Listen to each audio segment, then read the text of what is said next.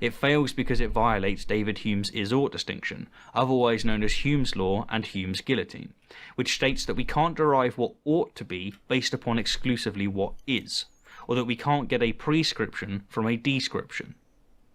Now, on page 9, Stefan states that he fully accepts Hume's guillotine. I fully accept the Humean distinction between is and ought.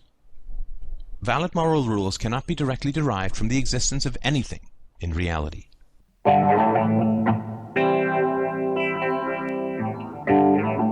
Rationality Rules and Stefan Molyneux.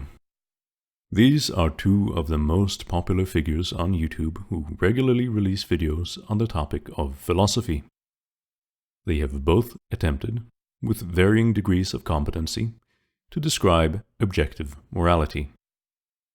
They both also insist that it is impossible to derive a prescriptive from a descriptive. How about we do just that and put this nonsense to rest? To begin with, we know that morality is a product of evolution. It emerges as a necessary feature of social interaction. Understanding that moral behavior is that which nature selects for gives us a bridge that crosses the is-ought gap. This is usually where my interest in any discussion on moral philosophy comes to an end.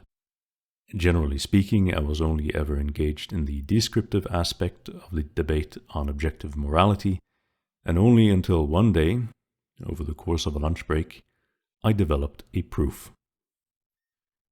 Discussions on the prescriptive aspect of objective morality have always been characterized by navel-gazing and sophistry, and so they have never appealed to me in any way.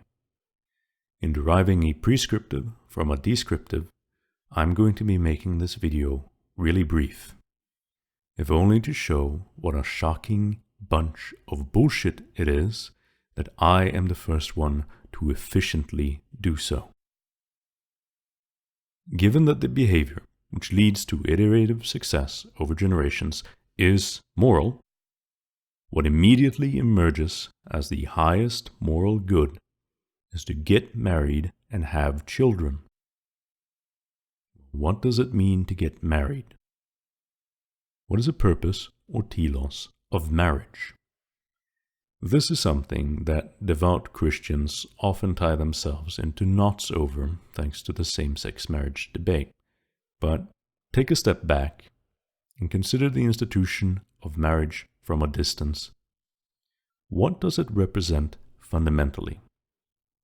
It is the affirmation between two people in a loving couple in front of their community of a shared interest in the future of their people. Now, how does one nurture that interest? What shared commitments can be made that are to the benefit of one's people? Well, children. Children aren't, of course, the only investment that can be made in the future of one's people, but they are the greatest.